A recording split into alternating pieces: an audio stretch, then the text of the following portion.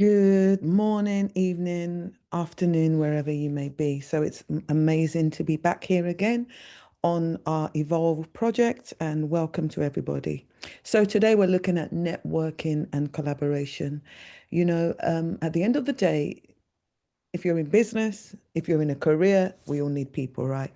So I think it's really important that we understand the importance of networking and collaboration. So, what will we be learning today? So, today we'll be looking at the following: understanding the importance of networking, learning how effective networking can open up opportunities for personal and professional growth and contribute to building valuable relationships in business. At the end of the day, it's people that make the world go round. At the end of the day, it's people you will hire, people you will interview, it's people who will connect you. So we cannot underestimate the importance of people. And then we will be looking at developing collaborative skills, gaining the ability to work effectively with others, learning how to share knowledge and contribute to team efforts to achieve common goals in the collaborative environment. Giving you an example, if you're a CEO or an MD of an entrepreneurship organization, or even if it's, whatever form of organization. For example, you might not be great at the numbers, so you need to hire a good accountant or a good finance manager. That's what it's all about. Then, number three, we identify key networking strategies. We need to be exploring strategies for building and maintaining a professional network, including online platforms, events, and face to face interactions. Like LinkedIn is a fabulous networking tool for people within the career and entrepreneurship space. And then number four, we have applying collaborative techniques in teams, understanding how to leverage different collaboration tools and techniques to improve teamwork, productivity, and communication within groups. Team, T, everybody achieves more. Teamwork makes the dream work, as they say. And then fifth, navigating professional relationships. Learn how to establish trust, build allies, manage conflict, and foster long-term, mutually beneficial professional relationships. Number five is really important because we need to work on ourselves. Do you understand? When I talk about networking, I always tell people that sometimes you must not even go for a networking event with somebody else because you will stick to that person. If you go by yourself, you'll be forced, to make friends or forced to make new contacts. And when you go to network, always remember it's about how can I serve you? Don't always be what can they do for me? What can they do? People get hungry people and being hungry is not attractive. Always think about mutual collaboration, mutual benefits. Okay, so let's look at our introduction to networking and collaboration. So, the number one thing that we'll be looking at is networking refers to what it's all about. So, networking refers to the process of establishing and nurturing relationships with other professionals, industry peers, mentors, and potential collaborators. Listen, I love what Nigeria is doing now. You had last week Sunday, I went to Niger Brand Chick in London. They've been able to build, they're in different nations. They were in London last week. That's about networking and collaborating. Then I was at the fashion souk. Then Bella Niger had another event. People are coming to London. And then Fidelity Bank are doing a big thing in America. This is what networking is all about, coming out of your comfort zone. So networking refers to the process of establishing and nurturing relationships with other professional, industry peers, mentors, and potential collaborators. Listen, you don't know it all. Nobody knows it all. But when you network, when you collaborate, what A doesn't know, B knows. So you collaborate together and you become stronger.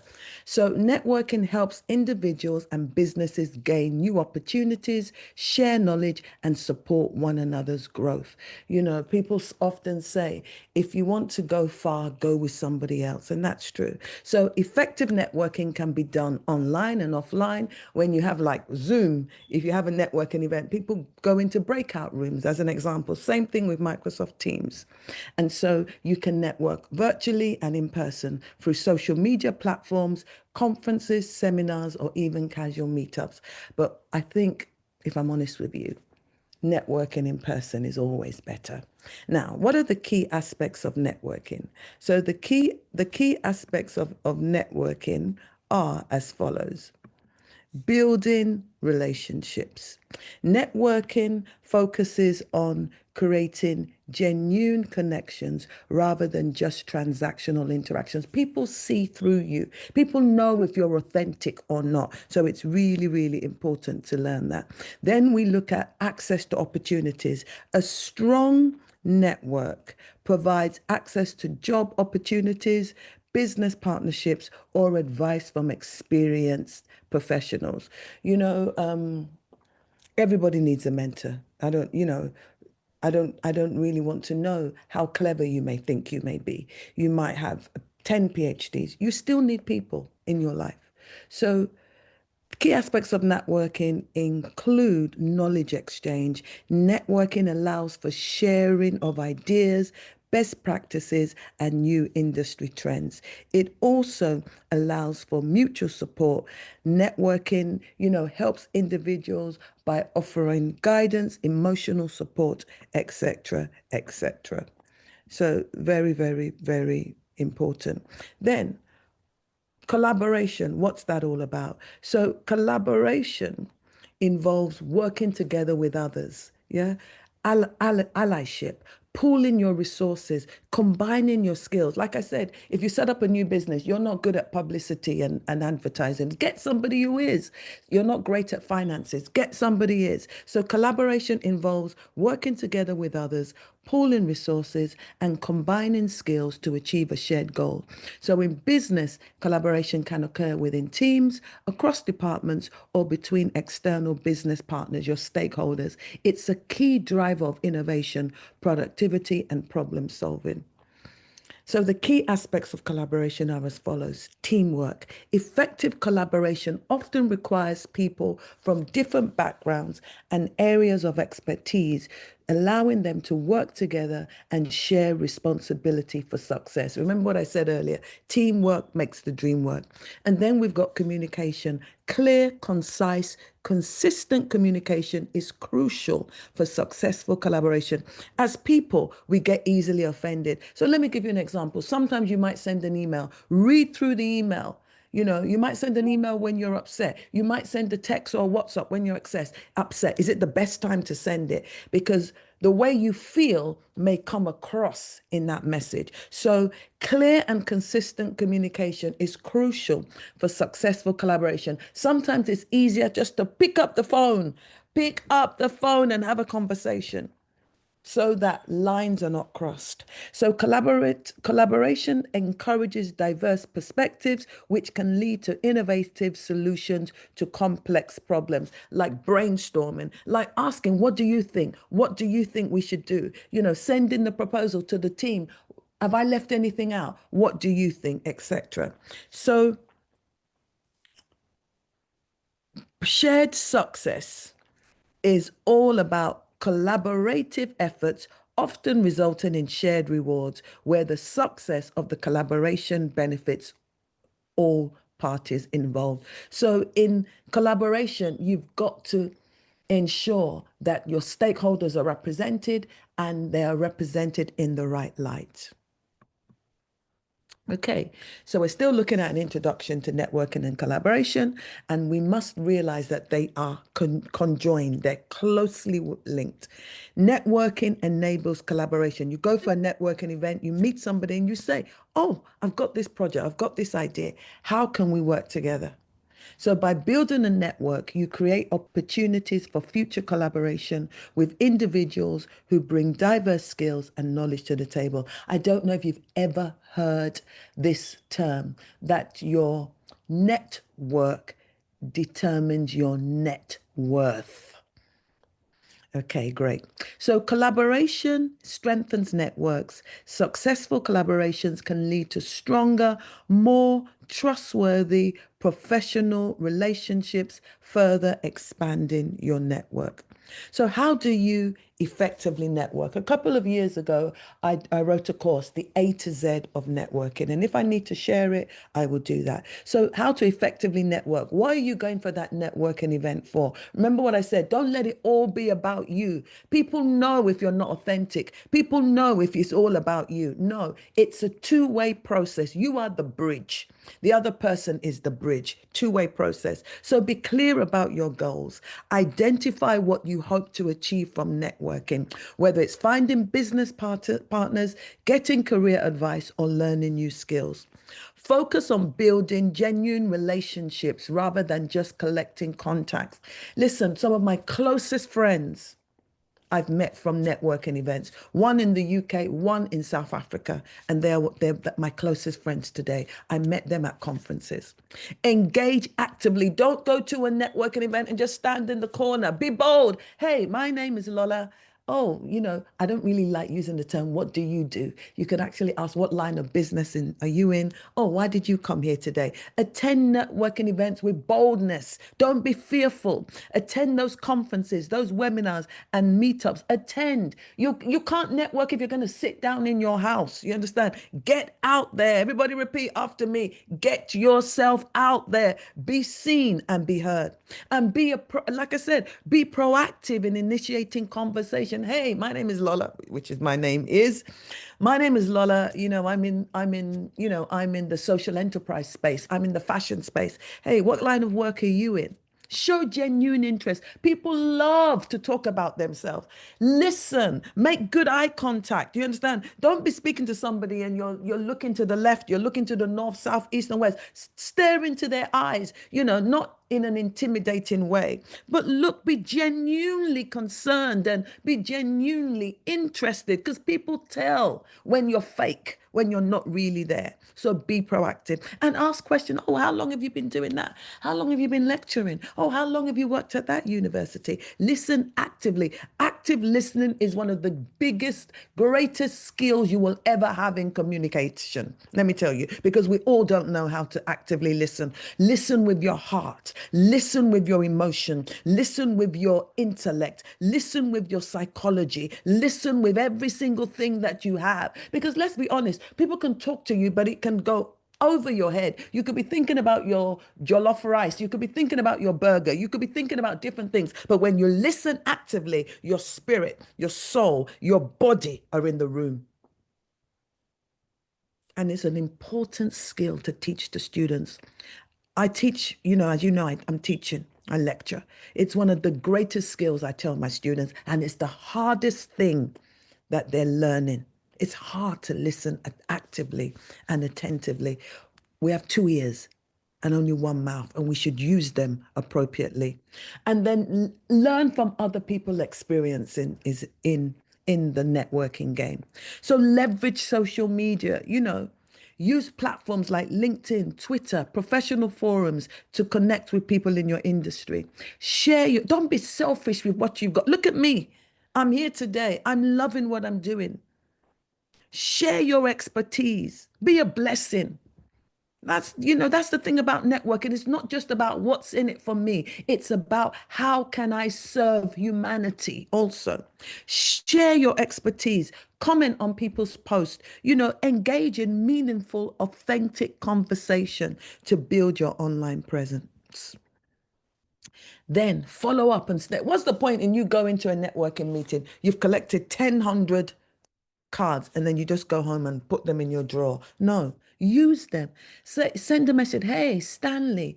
Hey, Priscilla, it was so lovely meeting you at that networking event. I wonder if we could have a meeting. I wonder if we could have a call. I wonder if we can meet up for coffee. Strike while the iron is still hot. Don't go for the network meeting in August and follow up in December. People will forget who you are. So send follow up messages to solidify the connection. It could be a thank you email or it could be sharing relevant information.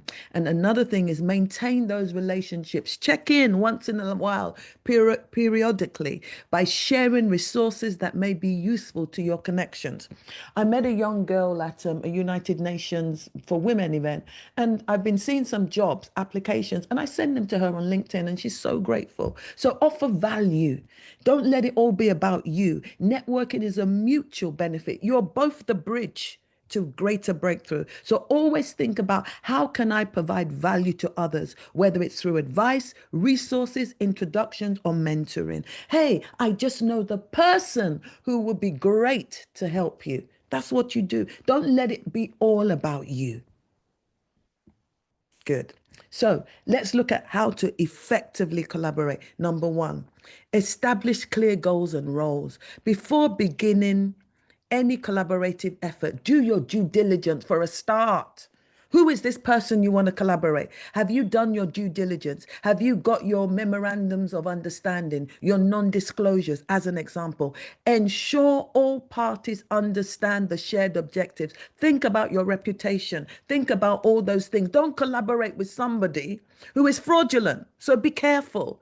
Define. Then, as you have done all your due diligence, and you are starting, define roles and responsibilities clearly to avoid confusion and ensure accountability. Then again, encourage open communication. If you're not happy about something, deal with it, talk about it. So foster a collaborative environment where everyone feels comfortable sharing ideas, asking questions, and providing feedbacks. Use tools like Slack. In my university, we use Slack, we use Microsoft Teams, use Trello, use whatever to keep everyone aligned and informed. Even simple WhatsApp is a good tool, WhatsApp groups, etc., etc. Then leverage everybody's strengths. Remember what I said to you earlier. You may not be good at finance. Get someone who's good at finance. You might not be good at PR. Get somebody who's good at PR. You might not be good at publicity and marketing. Get someone who's good at this. So collaboration brings different skills and expertise to the table. Identify and utilize each person's strengths to contribute to the project's success. And be open to learning. I keep on saying this. Listen, every year, I know students, you should be learning. Even if you're doing a PhD, even if you're doing a master's or a degree, do a short Microsoft course, a Google course. Every year, add to your knowledge bank. The brain is ready. It needs to be stretched, just as we eat. The more we eat, the more our stomach stretches. But the thing with our brains is that the brain will never burst from too much information. So be open to learning from others. The key is be humble. You don't know everything. I'm telling you, you don't know everything. You might know all about mathematics. You might know all about psychology, but you might not know about catering. You might not even know how to cook a pot of stew. Let's be honest. So be open to learning from others. And the key to that is be humble. Consider the fact that we are all different. We all have different learning styles. Some of us are kinesthetic. Some of us are auditory. Some of us are visual. We have different learning styles also. The different ways that the brain, rather, not different learning styles, that's one. But we also have different ways the brain takes in information. Some of us are theoretical. Some of us are pragmatic. Some of us, the way we process information is so different. The way we think is different. So be open to learning from others. Consider diverse perspectives to solve problems creatively. Let me tell you, the greatest barrier to man learning is the I know it all attitude. It's a big barrier. You understand? So be humble. I have a son, yeah? I call my son my special advisor. I go to my son. He's my son. I'm his mom. But I go to him for advice and his perspective on things because on politics and history and because that's his specialty. Do you understand? I don't know it all. Even my students can teach me as a coach. As a lecturer, I can learn from my students as much as they can learn from me. So, effective collaboration at the key is humility. Be humble enough to learn. One of my favorite books says, Pride goeth before destruction. So, how to effectively collaborate? Consistently be consistent, be flexible and adaptable. Sometimes things don't go to plan. You understand? You need to have your risk management. Be prepared to adapt and change things up, switch things up, make adjustments when challenges arise or when new opportunities present themselves. You might have been working with somebody and the person might not even be answering your call. That doesn't mean you should abandon the plan. Next step, next stage, next thing. That's it. So set clear expectations and deadlines, agree on milestones and key deliverables from the start, and ensure they are realistic and achievable. And do regular check ins on progress to make sure things are on track. And then again, celebrate successes together. Acknowledge and celebrate small wins throughout the collaboration, recognizing everybody's achievements, that it all fosters motivation and it strengthens relationships. So, after completing the collaboration, reflect on what worked well and areas for improvement for future projects.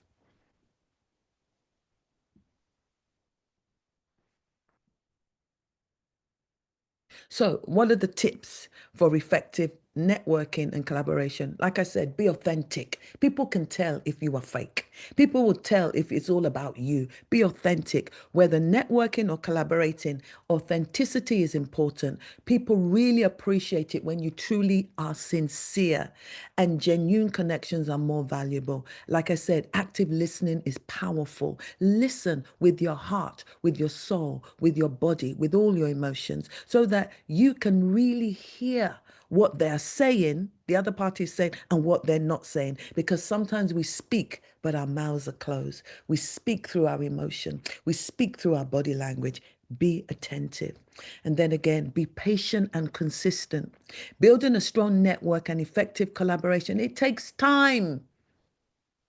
Be patient. Don't blow it because you're impatient. You need to be clear, consistent.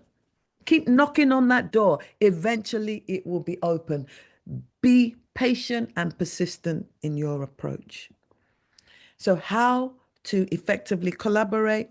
There's a couple of things that you can investigate to research. The Power of Meaningful Networking by Andrew Griffiths. Networking doesn't have to feel gross, and 6 ways to make better connections online. You can look at those books. So, I would also ask that start now. Do you understand? Make an effort to attend a networking event every month if you can. There are free events, there are paid events. You do what suits your pocket. But if you want to grow your network, you've got to get out there. Right. So, our closing task. Reflecting on your networking and collaborative experience, think about a time when you successfully networked or collaborated with others in a professional or personal contact. What worked well, what didn't work well, and what challenges did you face? And then reflect on the key skills or strategies that helped you succeed. And look at any areas where you could improve in the future. Don't forget, follow us, Proud to Be Me, on our social media. And it's been an amazing time once again to share with you the importance and the power of networking and collaboration.